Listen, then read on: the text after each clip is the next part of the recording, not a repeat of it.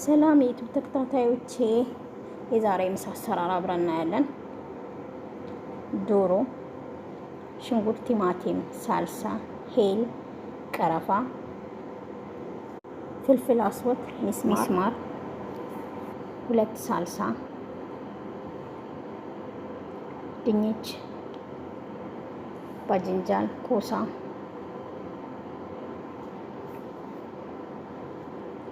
ሚክስ እናደርጋለን። ሽንኩርት ካቁላላን በኋላ ከዛ ውሃ እንጨምራለን። ከዛ አብረን እናበስላለን ማለት ነው። ማባያም ሩዝ አለ። መጨረሻ ውጤቱን አብረን እናያለን። ይሄን ይመስላል የመጨረሻ ውጤት፣ የሳሎና ውጤታችን።